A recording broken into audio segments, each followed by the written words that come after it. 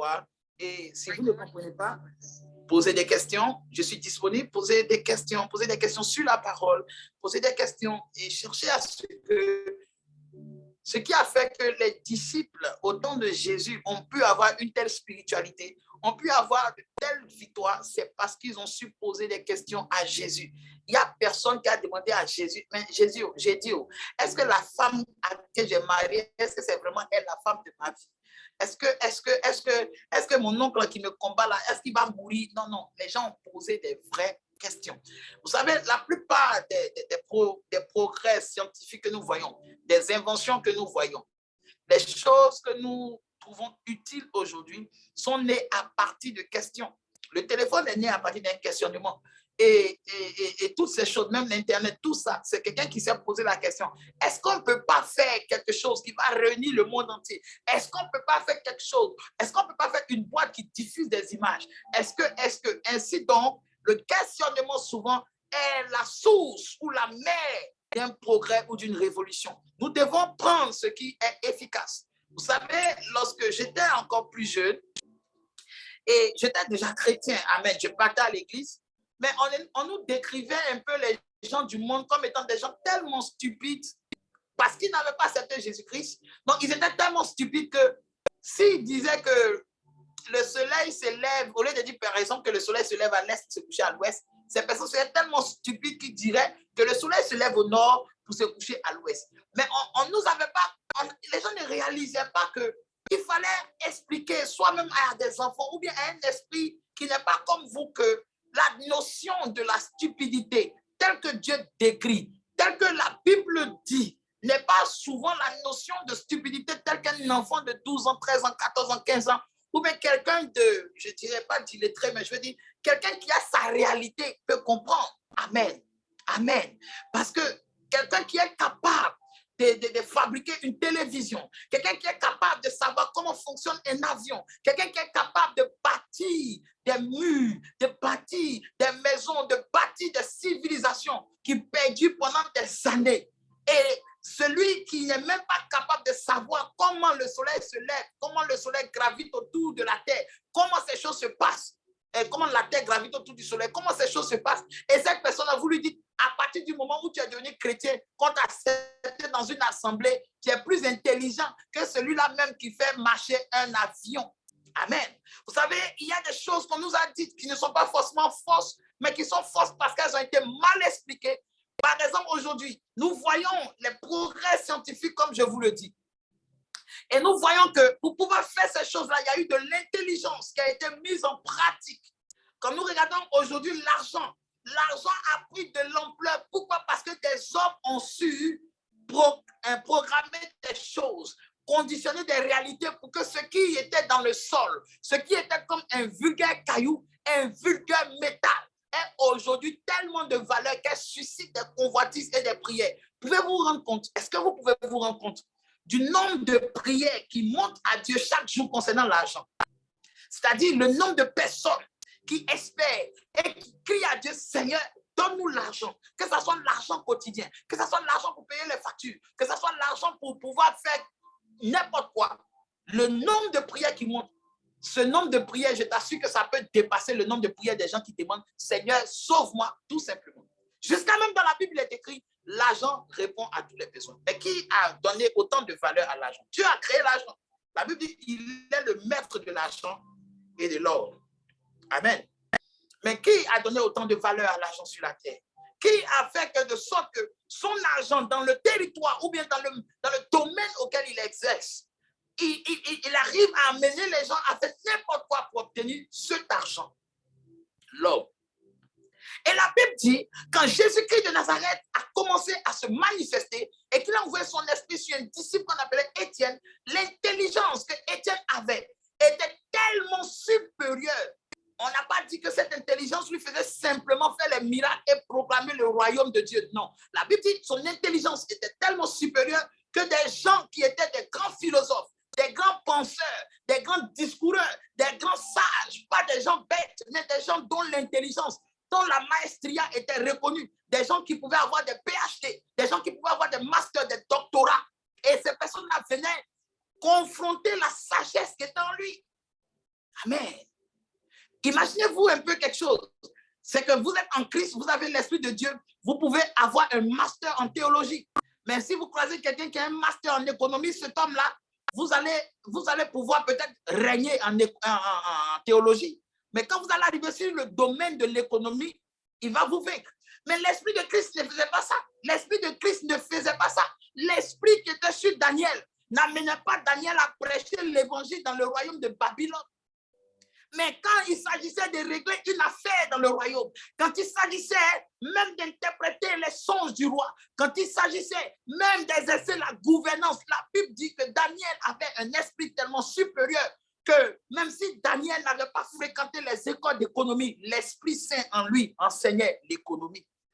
Je parle de cet esprit-là qui est dans la Bible, qui nous a été promis que quand il viendra, il sera le consolateur, il sera l'esprit de vérité, il sera l'excellencia vivant parmi les hommes, il sera celui-là même qui fera vivre le royaume à venir, il sera celui-là même qui nous fera sentir différents de sorte que nous n'ayons plus envie de faire partie de ce monde. Waouh! Alléluia! Gloire au Seigneur. Pourquoi ce message est arrivé? Ce message arrive à un moment où nous sommes amenés par l'Esprit à prier pour le mariage. Elle a dit que Dieu va faire descendre le mariage en abondance. Écoutez bien, Jésus dit, dans les jours qui vont précéder sa venue, les hommes se marieront. Maintenant, si Dieu a dit que les hommes se marieront, que nous prions ou pas, il y aura des mariages. Est-ce que souvent nous n'avons pas prié pour nous marier, nous n'avons pas été exaucés, pendant que certaines personnes ne prient même pas et ils se marient? Il y a une réalité qui vient où souvent, quand tu veux te marier, tu n'as pas les moyens. Donc tu pries pour que Dieu te donne les moyens. Alléluia, je ne suis pas contre ça. Mais par contre, celui qui a les moyens, lui, ne va pas prier. Maintenant, entre vous deux, comment on va justifier cela? C'est-à-dire, on va justifier en disant que toi qui veux te marier, ou bien qui dois te marier, tu n'as pas les moyens, c'est l'ennemi qui t'empêche d'avoir les moyens. Tandis que l'ennemi n'empêche pas le riche de se marier. Mais pourtant, le riche, quand il va se marier, rien ne garantit qu'il sera heureux. Toi aussi, le pauvre, que tu te maries, quand Dieu te donne les moyens, rien ne garantit que demain, le foyer aussi ne sera pas attaqué. Autrement dit, il y a des arguments qui ne tiennent pas. Il y a des réalités qui ne tiennent pas. Il y a un monsieur qui est venu me croiser un jour dans un camp de prière. Nous étions dans un camp de prière et j'étais en train de préparer, je faisais la cuisine. Et puis quelqu'un, il était venu voir mon voisin, tout ça. Et puis mon voisin lui disait que cet homme de Dieu-là, David, c'était un homme de Dieu, Dieu l'a appelé. Et ce gars-là, il me disait d'une façon ironique, il a fait sortir un portable. Il a fait sortir un portable et il y avait une puce dedans, le réseau s'affichait. Et il m'a demandé, mais Dieu t'a appelé sur quel réseau? C'est sur quel réseau il t'a appelé? Est-ce qu'il t'a appelé sur le réseau Orange, sur le réseau MTN? Sur quel réseau il t'a appelé? Et vous voyez, à première vue, si j'étais quelqu'un qui me choquait vite, j'allais être vraiment choqué. J'allais dire, oh, mais blasphème. Mais en fait, c'est pour dire quoi? Au-delà de l'aspect choquant de ce qu'il est en train de dire, il est en train de révéler quelque chose qu'il est question véritablement de s'attarder dessus. Parce qu'il est question de Dieu, de quelqu'un qui est puissant, de quelqu'un qui est capable. Lorsque Dieu envoya Abraham sur la terre de Canaan, la terre de Canaan n'était pas la seule terre de la terre qui existait. Il y avait le royaume de l'Égypte, il y avait toutes sortes de terres qui existaient. Mais pourquoi Dieu envoie Abraham dans un royaume ou même dans une terre étrangère où il y a une certaine particularité qui était là-bas? Qu'est-ce que c'était? La Bible dit qu'il y avait des gens là-bas qui avaient déjà bâti des cités. Il y avait des rois qui avaient déjà bâti des grandes cités. Et ce n'était pas des petites cités, des maisons à paille, non. C'était des palais. Aujourd'hui, quand les gens vont en Israël, ils voient encore les sépultures, ils voient encore les bâtiments qui sont là. C'est-à-dire que c'est des hommes qui n'ont pas eu besoin que Dieu se révèle à eux pour construire des sociétés qui existent jusqu'à aujourd'hui, dont les preuves sont attestées jour et nuit. Je vous ai parlé un peu de l'Égypte. Ce sont des gens qui ont bâti. Aujourd'hui, nous payons des sommes astronomiques pour aller voir les pyramides qui ont été bâties là-bas. Des pyramides qui ont résisté malgré les centaines de milliers d'années et qui sont toujours là. Tandis qu'aujourd'hui, quel royaume pouvons-nous aller voir? Et on va dire que ça, c'est vraiment Dieu qui a inspiré des gens. Aujourd'hui, remarquez, le mur que Salomon avait bâti sur le temple, ce mur a été détruit. Et c'est sur les fondements qu'ils ont construit un autre mur. Amen. Nous sommes appelés chrétiens, nous sommes appelés enfants de Dieu sans comprendre un peu, sans comprendre l'exemple de nos ancêtres qui sont dans la Bible. Ils ont vécu. Dieu va envoyer Abraham. Abraham va vivre la vie de nomade, qu'on appelle dans un autre français la vie pastorale. C'est-à-dire c'est une vie de berger. C'est une vie où on n'est pas réellement établi dans un lieu, mais c'est une vie où on va là où le vent nous suit, là où l'esprit nous conduit. Maintenant, comment vous pouvez expliquer à quelqu'un qui a un parcours dans sa tête, qui est habitué à lire l'histoire des gens, qui avaient un but à atteindre, comment vous pouvez lui faire accepter que par la foi, il doit courir vers un but, mais d'un but qu'il ne sait pas? C'est comme ça que se présente aujourd'hui le mariage. Le but du mariage, tel que la Bible a dit, le but pour lequel Dieu veut nous unir, le but pour lequel Dieu a permis que nous soyons encore célibataires et que nous allons connaître pour que nous puissions atteindre ce but-là. Ce but-là, pourquoi cela nous a été ignoré? Pour que nous soyons capables de suivre le vent, même si nous ne connaissons pas le but. Dieu dit à Abraham, Abraham, sors de ta patrie, sors de ta nation, va sur une terre. Et cette terre-là, je te la donnerai à toi et à ta descendance. Maintenant, je suis Abraham. Je me mets à la place d'Abraham en ce soir. Et je dis, mais bien, ok. D'abord, la voix que j'ai entendue là maintenant, qu'est-ce qui prouve que c'est la voix du vrai Dieu? Parce qu'il y a tellement de Dieu, il y a tellement d'esprits. Abraham était dans une société qui adorait plusieurs dieux. C'était Babylone. Où Babylone se trouve aujourd'hui en Irak. Mais dans les temps passés, c'était vers la Mésopotamie, c'est vers Babylone là-bas, le fleuve là, le grand fleuve qui est là-bas. C'est là-bas. Ils étaient. Lorsque la tour de Babel a été détruite, quand la tour de Babel a été détruite, les rescapés qui se sont propagés un peu partout là, c'est là-bas que la descendance d'Abraham était. Et ils étaient tous en Mésopotamie là-bas. Et c'est là-bas que les premières adorations aussi sont sorties. Parce qu'après le déluge et que la génération des hommes ils sont venus, chacun a toujours cherché à adorer un Dieu. Chacun a toujours essayé d'adorer un Dieu. Donc, si quelqu'un remarquait que les eaux l'avaient aidé, il pouvait prendre l'eau pour faire son Dieu. Certains pouvaient prendre le caillou pour faire leur Dieu. Mais là n'était pas mon problème. Là où je vais attirer votre attention, c'est le fait que Dieu a dû se manifester différemment des autres dieux pour que Abraham puisse quand même considérer ce qu'il a entendu. Le plus souvent aujourd'hui, nous n'arrivons pas véritablement à être sûrs parce que nous manquons véritablement d'expérience surnaturelle avec Christ. Il y a des choses, nous acceptons comme ça, oui, amen, parce que si je n'accepte pas cela, vraiment, ça va devenir bizarre, on va me voir bizarre. Parce qu'aujourd'hui, on peut t'inviter dans une prière. Et quand tu dis, oh, mais cette prière-là, vraiment, vous faites, mais je ne sens rien, on dit, voilà. Voilà, quand on vous dit que les démons vous poursuivent, là, c'est ça. Comment on entend invoquer le Saint-Esprit, tu ne sens rien. Et toi-même, souvent, ce n'est pas que tu fais exprès. Souvent, tu veux vraiment sentir des choses. Souvent, tu veux vraiment te connecter. Mais quelque chose en toi n'arrive pas à se connecter. Pourquoi? Parce que tu ne sais même pas pourquoi tu es là. Tu ne sais même pas pourquoi il y a des choses de l'esprit qui n'arrivent pas à se manifester dans ta vie. Tu ne sais pas pourquoi, malgré les efforts que tu fais pour t'approcher du Seigneur ou pour avoir ne serait-ce qu'une direction, ces efforts-là ne sont jamais récompensés. Tandis qu'un autre va apparaître tout de suite. Une personne va prier tout de suite. Même ton propre enfant peut venir te dire, maman, voici ce que Dieu m'a révélé. Mais toi, c'est des révélations qui viennent une seule fois, peut-être par siècle. Tu as des expériences qui viennent une seule fois par siècle. Qu'est-ce qui fait cela, bien-aimé? Qu'est-ce qui provoque autant de blocage à ton niveau que tu n'es même pas capable de suivre la direction de l'esprit? Nous allons répondre un peu à ça aujourd'hui avec le message. Nous allons baisser la tête, je vais prier. Ô Père, Dieu 3 fois saint, nous te bénissons pour ce moment. Merci, Père, d'avoir mis tes paroles dans ma bouche, afin que tu puisses te révéler à tes enfants. Continue, Père, de te révéler. Parle, Père, nous t'écoutons. Dans le nom de Jésus, j'ai prié.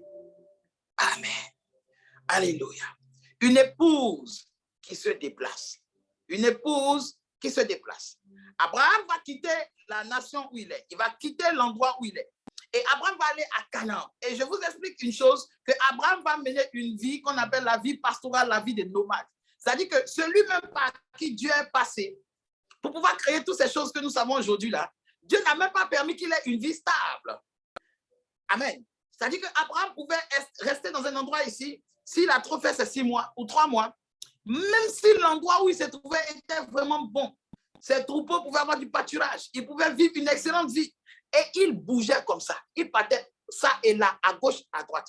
Et Abraham, je suis sûr qu'au début, il a dû se poser des questions.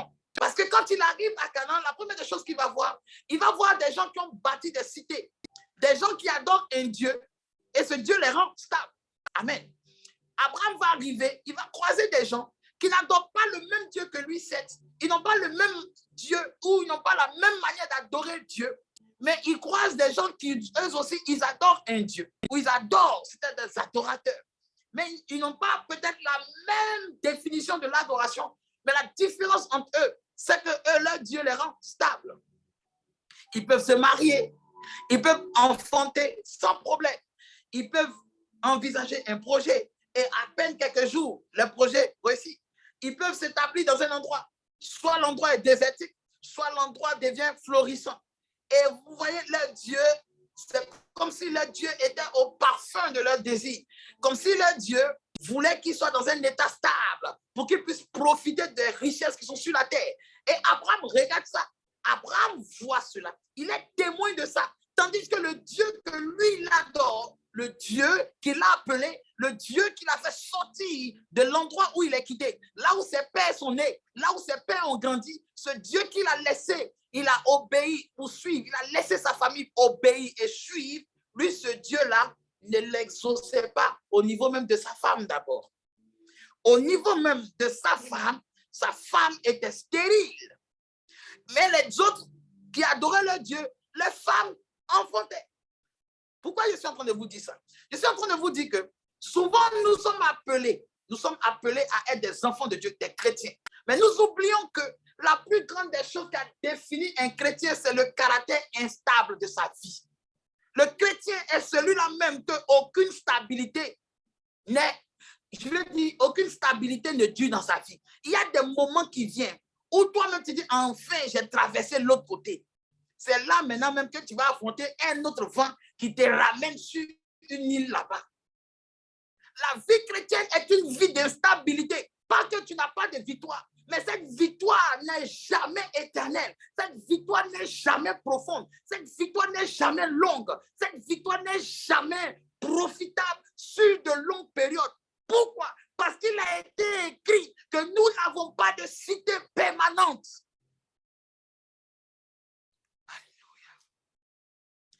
Wow.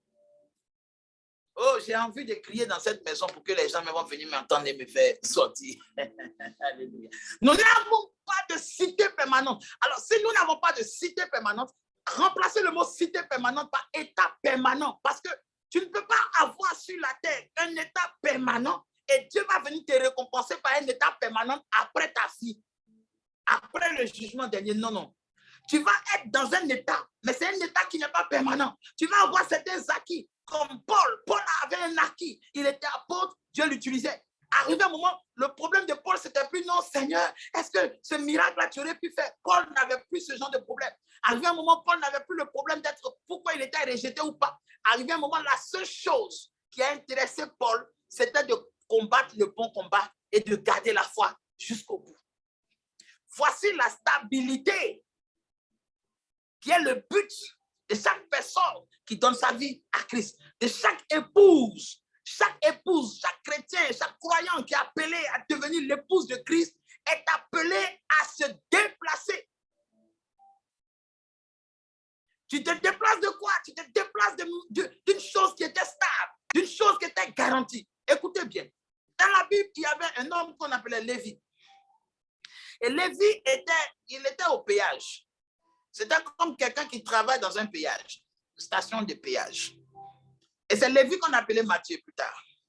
Et la Bible dit que Lévi était arrêté là au péage. Et Jésus vient s'arrêter devant lui et Jésus lui dit, suis-moi.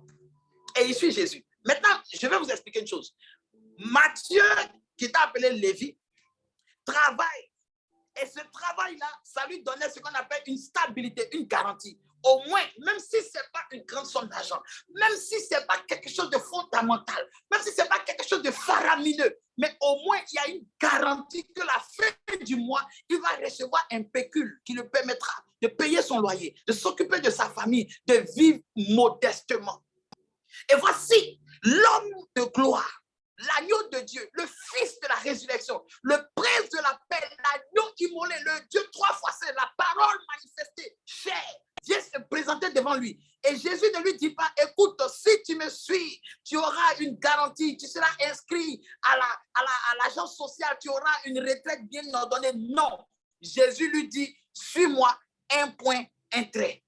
Maintenant, je vous pose la question. Si c'était vous ce matin, vous êtes assis. Beaucoup disent non, mais c'est le Seigneur Jésus, je vais le suivre. Mais ce Seigneur Jésus-là, il n'était pas apparu avec des ailes sur le dos. Il est apparu dans la condition la plus humble que ce soit. La Bible dit qu'il a pris la forme d'un serviteur. Si vous n'avez jamais eu de serviteur dans votre vie, essayez de regarder un peu quand vous partez dans un bar ou dans un restaurant. Le serviteur, le bon qui vous sert, le garçon de salle, la fille de salle qui vous sert. Essayez d'imaginer que cette personne est le Christ, est le Sauveur, et cette personne vient. Et cette personne vient te dire, laisse ce que tu as sur moi. Quand tu le regardes, quand tu regardes sa manière de s'habiller, mais tu vas dire, mais écoute, est-ce que toi-même tu arrives même à t'offrir un KFC? Est-ce que tu sais ce que ça fait de dormir dans une maison climatisée? Est-ce que tu sais ce que ça fait d'avoir une voiture? Et toi, tu viens, tu me dis de te suivre carrément. Votre affaire de Dieu que vous chargez là, Dieu n'est pas comme ça. Alléluia. Un jour, une femme était quittée aux États-Unis, elle était venue à la prière. Et dans le lieu où je priais, c'était un lieu vraiment, si tu arrives là, c'est la pauvreté même. Amen. Mais le problème n'est pas la pauvreté. Le problème, c'est que cette femme, ayant vu des choses, ayant entendu des choses sur le ministère, et elle vient et puis elle regarde un peu le lieu où le soi-disant Dieu se manifeste, elle regarde un peu, elle regarde la patame, elle regarde un peu les murs qui ne sont pas peinturés, elle regarde, et c'est sorti de sa bouche, elle dit, mais Dieu aussi souffre, hein? On va dire qu'ici aussi Dieu est. Pourquoi? Parce que sa conception, c'est que si Dieu est avec vous, si Dieu est avec vous, comme ce que Gédéon a dit, si Dieu est avec vous, où sont les miracles? Où sont l'élévation? Où sont les choses stables? Où sont les choses grandioses? Où sont les exploits? Maintenant, entrons avec le verset. Le verset, je vais le dire rapidement, sinon on va perdre du temps. Je ne vais pas perdre du temps parce que le message, il est vraiment long.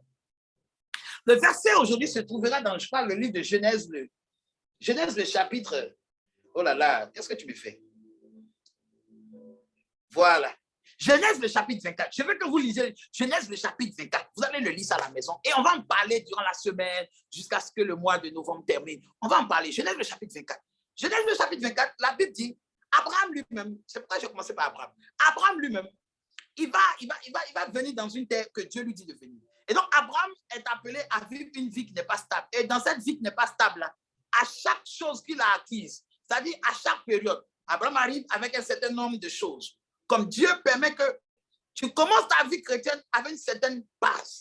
Alléluia. Tu commences ta vie chrétienne avec une certaine base. Il y a une certaine chose que Dieu a permis. C'est-à-dire que tu n'as pas commencé ta vie chrétienne en étant seul dans la rue, ou bien en étant une prostituée quelque part, ou bien en étant trop endettée, ou bien en étant trop malheureuse. C'est-à-dire qu'il y a un état plus bas que l'état que tu vis. Comme Dieu a permis que lorsqu'il a appelé Abraham, malgré qu'Abraham n'avait pas d'enfant, malgré qu'Abraham avait un certain nombre de richesses, Abraham n'avait pas toute la richesse qu'il a obtenue. Abraham n'avait pas toute la victoire qu'il a obtenue. De même que Christ est au courant des victoires que nous n'avons pas obtenues. Il est au courant aussi du peu que nous avons. Est-ce que tu réalises que le peu que tu as est ce qui est nécessaire pour que Dieu permette que tu puisses te déplacer? C'est quoi on appelle se déplacer?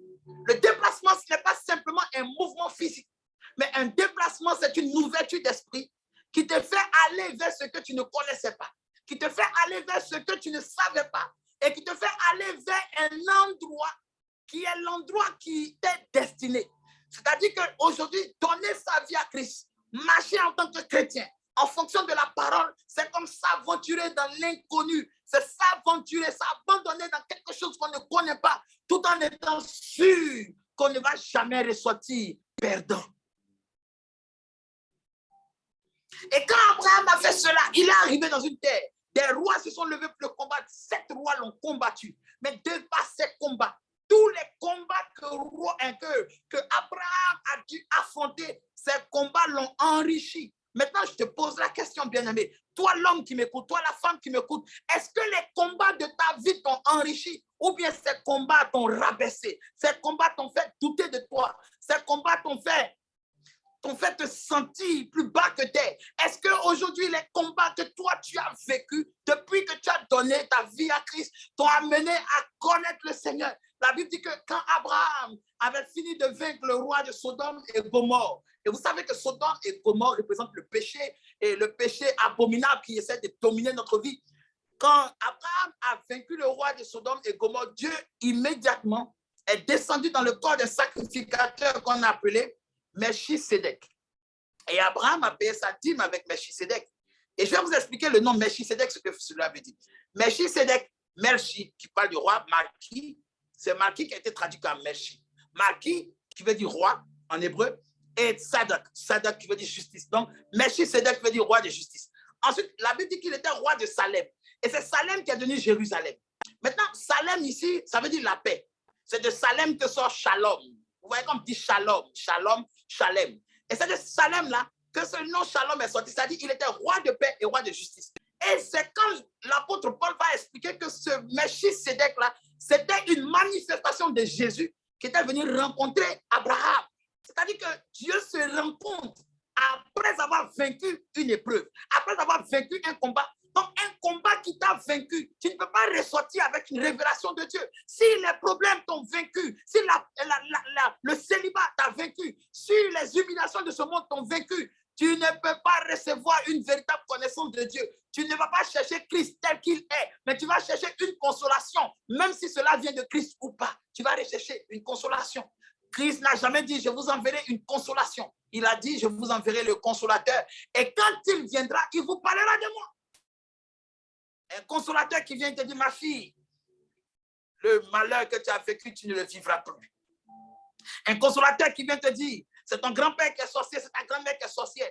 Mais il sait que tu ne connais pas Christ. Il sait qu'il y a des choses qui te fatiguent. Il sait qu'il y a un blocage à ton niveau. Tu as du mal à faire confiance à cause de ce que tu as vécu. Tu as donné ton cœur à des personnes et ces personnes ont trucidé ton cœur. Ces personnes ont vilipendé tous les bons sentiments que tu avais. Des personnes t'ont volé, t'ont déshabillé, ils t'ont dépouillé. Et toutes ces choses-là, ça a créé des blessures en toi. Ça a créé une méfiance, ça a créé une autre nature en toi. Et des démons se nourrissent de ces ressentiments-là. Et ces démons sont assis en toi. Et tu te demandes, mais comment je n'arrive pas à me concentrer dans une prière? Comment je n'arrive pas à me reconnecter? Certaines personnes disent, mais homme de Dieu, comment on va faire la différence entre un vrai prophète et un faux prophète? C'est comme si tu me demandais, comment ton enfant peut te reconnaître en toi et d'autres femmes? Je vous dis la vérité. Si on bande les yeux d'un enfant et qu'on met deux femmes devant lui et on lui demande, écoute ces deux femmes, et dis qui est ta mère. S'il n'est pas capable de reconnaître qui est sa mère, c'est que cet enfant a un problème. Jésus dit, mes brebis entendent ma voix et ne suivent point la voix d'un autre. Mais si nous voulons regarder ce verset, n'avons-nous pas suivi la voix d'autres personnes? Comment se fait-il qu'une brebis qui entend la voix de Dieu peut suivre la voix d'un autre? C'est que la voix d'une autre personne a parlé comme Dieu, mais ce n'était pas Dieu. Ce qui veut dire qu'aujourd'hui, l'ennemi peut parler comme Dieu. Pourquoi? En se servant toujours d'un besoin que vous avez. Dieu n'a pas dit à Abraham, Abraham, si tu viens d'abord à Canaan, la première des choses que je vais te donner, c'est un enfant. Il dit, va, je vais te donner Canaan. Et quand il a commencé à posséder Canaan, c'est après cela, l'enfant est venu. Voici la pensée de Dieu. C'est que Dieu vous fait conquérir des choses étape par étape. Pourquoi? Parce que chaque étape te construit et construit ta relation avec Dieu. Autrement dit, plus tu vas le connaître, plus tu vas te connaître toi-même. Plus tu vas connaître Dieu, plus tu vas savoir ce que tu dois devenir. Abraham ne savait pas quand lui se trouvait un conquérant. Mais quand il était en Mésopotamie, sur la terre de ses ancêtres, il n'était qu'un berger, mais un berger avec une femme stérile. Quand il était dans la terre de ses ancêtres, il était un berger, mais avec un nom qui ne va pas quelque part, Abraham. Mais quand il est arrivé sur le lieu du positionnement, pourquoi? Parce qu'il a accepté d'être un homme qui se déplace. Il a accepté d'être un homme qui ne se confond pas à sa zone de confort. Abraham n'a pas eu le caractère de quelqu'un, quand tout va bien, il est content. Mais même quand tout va bien, il se demande, est-ce qu'il n'y a pas un autre état à part le tout va bien? aujourd'hui. My God. Aujourd'hui, ça, et puis j'ai des larmes qui coulent dans mon cœur. Parce qu'aujourd'hui, nous avons l'impression que c'est la délivrance que nous devons chercher, c'est le mariage que nous devons chercher, c'est la voiture. Après, nous allons demander au Seigneur, donne-nous un terrain. Après, nous allons demander, Seigneur, mais c'est à quel moment nous allons devenir au-delà de ça? Quand Jésus dit, je vous ai donné plus que la victoire. Qu'est-ce qu'on appelle plus que la victoire? Qu'est-ce qu'une vie plus que la victoire? Alléluia. Et Abraham, dans le livre de Genèse 24, il a fini de vivre tout ça. Et la Bible dit le temps de son fils, Isaac, était arrivé. Le temps que Isaac devait prendre une épouse. Vous savez pourquoi cette partie même, je vais prendre le temps encore même si je ne rentre même pas encore dans le vif du sujet. Je vais prendre ce temps-là. Parce que Isaac a grandi auprès de son père. Isaac a pris le temps de voir le modèle de son père. Il a pris le temps de regarder comment son père s'est comporté. Parce qu'il sait que c'est lui qui va prendre l'héritage. C'est lui qui va continuer ce que son père a commencé. Et ici, j'aimerais parler un peu pour que l'Église que nous sommes, les chrétiens que nous sommes, nous puissions prendre conscience que Christ a montré comment l'héritage de Dieu doit se gérer sur la terre. Et qui est appelé à continuer l'héritage? Vous savez que le mot église et le mot paroisse, vous allez voir, quand on dit une paroisse, comme nos frères de l'église catholique, une paroisse veut dire on a été exilé. Oui, c'est ça qui veut dire. Le mot paroisse, ça parle d'être exilé. Exilé d'eux. Donc, on dit la paroisse de temps en temps, c'est l'exilé d'eux. Mais le mot église, qui vient de la Keïla, ça vient de Keïla. En hébreu, on appelle ça Keïla. Keïla veut dire appeler à sortir d'eux. Amen. Et si l'église est l'épouse de Christ, ça veut dire que c'est une épouse qui est appelée à sortir d'eux. Une église qui se déplace. Et l'un des premiers modèles que nous avons dans la Bible, d'une église qui se déplace, d'une épouse qui se déplace, ça a commencé déjà depuis Ève. Quand Ève a été créée, la Bible dit, pendant que Adam, son corps était endormi, Dieu a fait sortir Ève de Adam.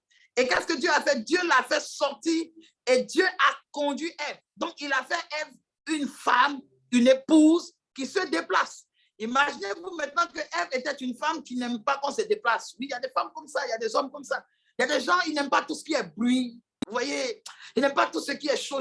Vous voyez, ils n'aiment pas tout ce qui est émotionnel. Voilà, lui, il aime les choses qui sont classes, les choses qui sont, tu vois, selon sa convenance. Alors que vous servez un Dieu dont la Bible dit que vous n'avez pas reçu un esprit de timidité, mais un esprit de puissance.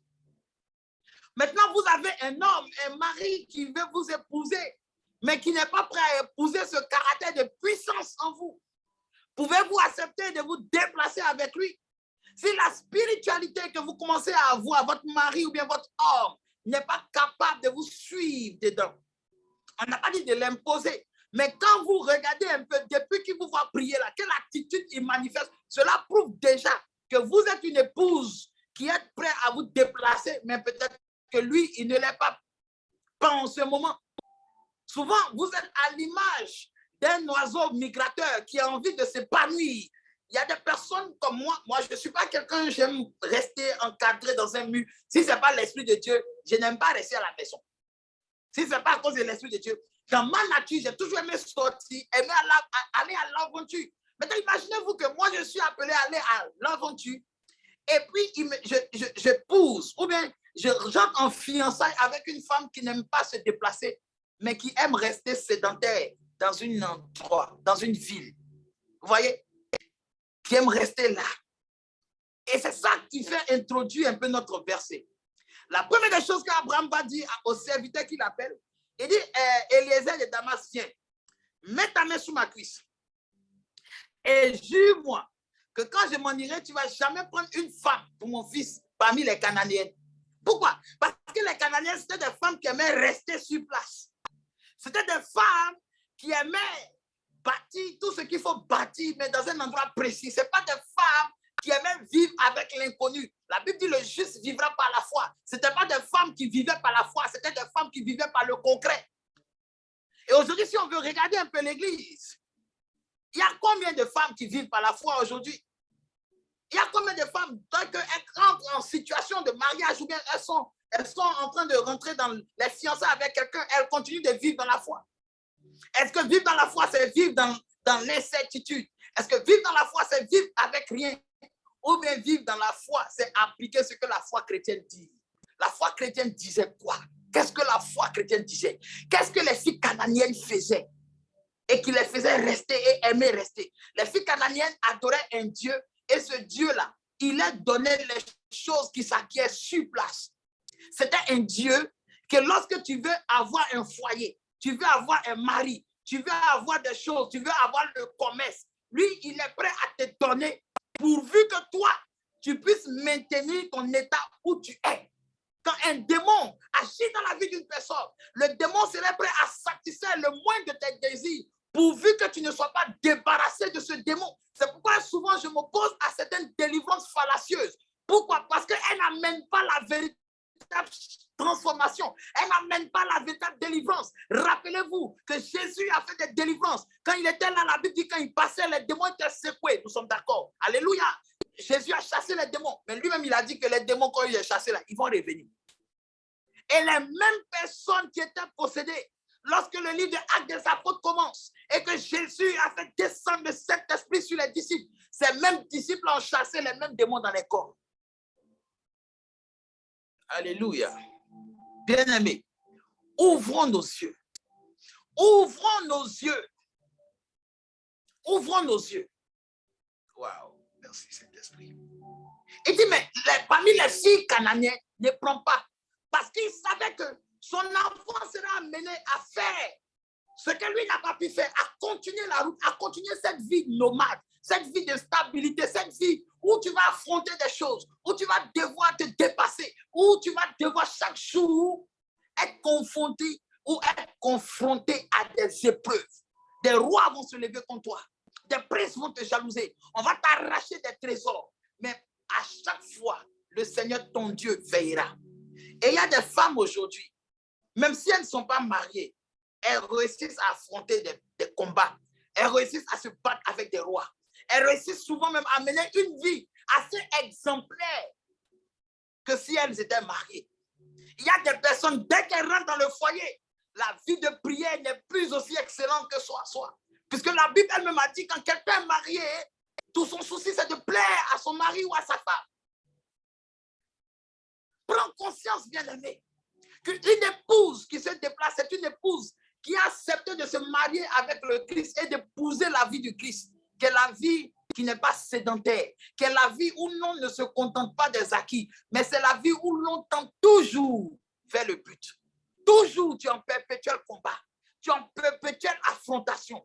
Toi, tous les jours, tu dois être en train de combattre. Remarque, si cela se manifeste dans ta vie, ce n'est pas un Satan, ce n'est pas un sort, mais au contraire, c'est la véritable vie chrétienne là, qui est en train de faire de toi une épouse. Et vous allez voir, j'espère que le dimanche prochain, je vais pouvoir parler de ça, parce que je ne dois pas dépasser un certain nombre de temps. Vous allez voir que quand Abraham va parler à ce serviteur-là, il va dire, mais va plutôt dans ma famille, va plutôt voir dans ma famille, parce que le verset, prends la fille de mon frère, va plutôt voir dans ma famille.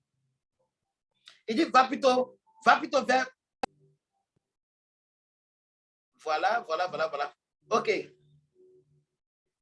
Il dit,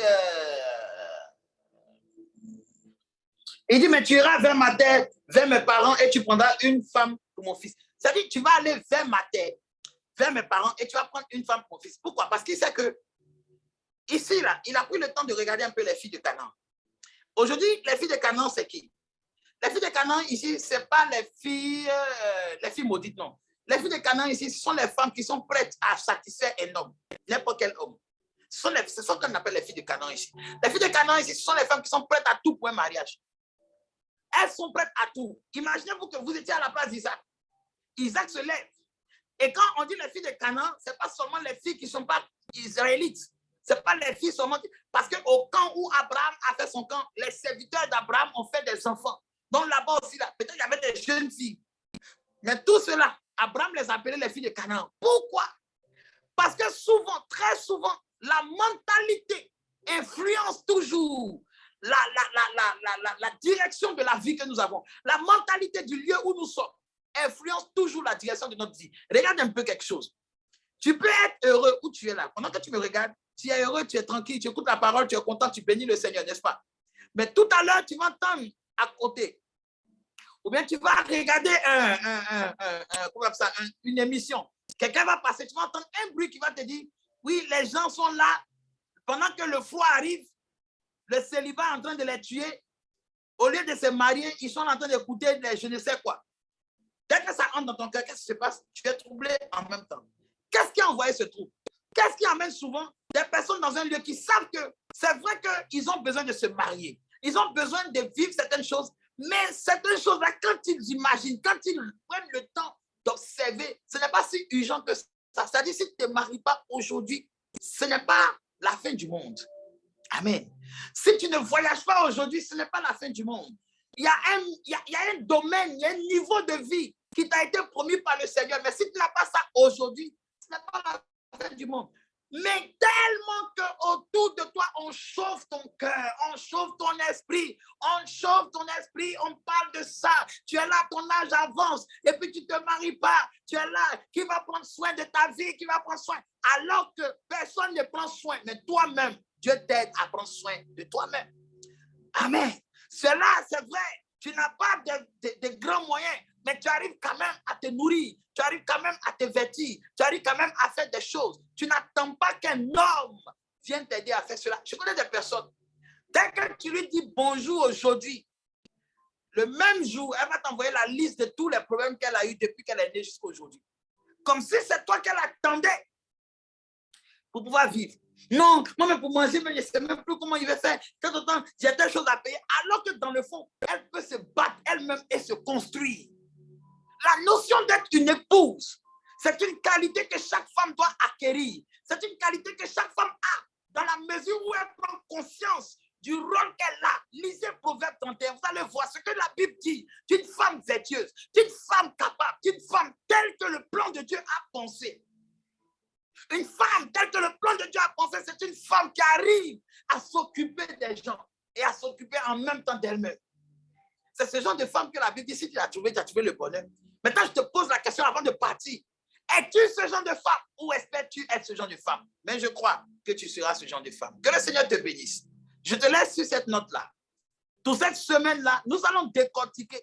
Nous allons décortiquer pourquoi Abraham ne voulait pas qu'une fille de Canaan soit celle-là même qui va suivre son fils dans cette vie de nomade, dans cette vie où on doit à chaque fois affronter les instabilités. À chaque fois que vous allez creuser des choses. Après, Isaac a creusé un puits, on l'a arraché le puits. Isaac est allé dans un endroit où tout était sec et Dieu lui dit, reste là. Si tu as une femme, pas si tu es une femme, si tu es une femme qui ne sait pas donner des conseils qu'il faut à quelqu'un qui est habitué à se décourager, si tu es une femme qui n'arrive pas à consoler, parce que regardez, vous allez voir plus tard, la Bible dit que Isaac fut consolé de la mort de sa mère. Isaac fut consolé de la mort de sa mère. Autrement dit, la seule femme que Isaac a connue n'était plus là. Donc, la deuxième femme qui va connaître là, elle a pu remplacer la première femme. Est-ce qu'aujourd'hui, on arrive à voir en toi celle qui peut remplacer les femmes que nous avons croisées, nous autres hommes d'aujourd'hui, des femmes qui sont plutôt des terroristes sentimentaux. Oui, il y a des femmes qui sont des terroristes. Quand elles rentrent dans ta vie, elles prennent tout en otage. Elles sont des bombes nucléaires sentimentales. Quand elles rentrent dans ta vie, même Hiroshima, c'est petit. Même Nagasaki n'a pas été bombardé à ce point. Même les tornades, comme on appelle la tornade Catherine, n'a rien fait. Est-ce que tu es ce genre de femme en latence, ayant l'apparence de la piété, ou bien tu es une véritable épouse? Et si tu es appelée vraiment une épouse, c'est maintenant dans ton célibat qu'on voit que tu es une épouse. Toutes les qualités qui ont fait qu'on a reconnu Rebecca, ce n'est pas des qualités qui se sont manifestées quand elle a été au foyer, mais c'est des qualités qui se sont manifestées avant même qu'elle arrive dans le foyer. Que le Seigneur nous bénisse. Que sa grâce soit bonne dans notre vie. Le thème est tellement excellent. Je suis content, je suis heureux. Que le Seigneur prenne le temps de s'occuper de ce qui nous frustre. Que le Seigneur prenne le temps de voir que nous avons des choses encore en nous qui ont besoin d'être éclairées. Que le Seigneur te bénisse. Et que le Seigneur mette en toi une telle paix Que l'homme qui est prévu pour toi, la femme qui est prévue pour toi, voit en toi son Adam, voit en toi son Ève. Que le Seigneur vous garde, que sa grâce surabonde dans votre vie et qu'il nous bénisse tous. Au plaisir de vous revoir très vite, très vite. C'est presque la fin du mois. Nous allons aider le travail. Il y a des matériels à payer, il y a des choses à faire. Et prions pour la croisade. Prions pour la croisade qu'on doit faire dans le mois de décembre. On doit faire une croisade dans le mois de décembre. Et je vais faire une conférence dans le mois de novembre pour terminer le chapitre de Eden Time. Mais c'est la croisade dans le mois de décembre là que nous devons tous être un dans un lien d'amour. On va prier pour que Dieu dispose les moyens, pour que tout se passe bien et que la parole de Dieu soit répandue au maximum. Que le Seigneur vous bénisse, que Dieu ouvre les finances dans votre vie, que le Seigneur apporte la paix, la joie véritable, que les bruits, les disputes qui sont dans votre maison là, que le puissant vent de la parole vienne enlever cela, que l'enfant ait le cœur à demander pardon à ses parents et que les parents puissent continuer de combler les enfants d'amour. Que les parents n'irritent pas les enfants, que les parents et les enfants soient dans un lien total d'amour et que les démons aient honte dans tous les foyers. Béni sois-tu, Adonai. Pour ce moment précieux, je bénis la vie de tous tes enfants et aussi loin que ira le fiateur de ce message, Père. Continue de te glorifier. C'est dans le nom précieux de Yeshua Hamashia, j'ai prié. Amen. Amen, amen. Shalom, shalom. On est ensemble. Que Dieu vous garde. Au revoir.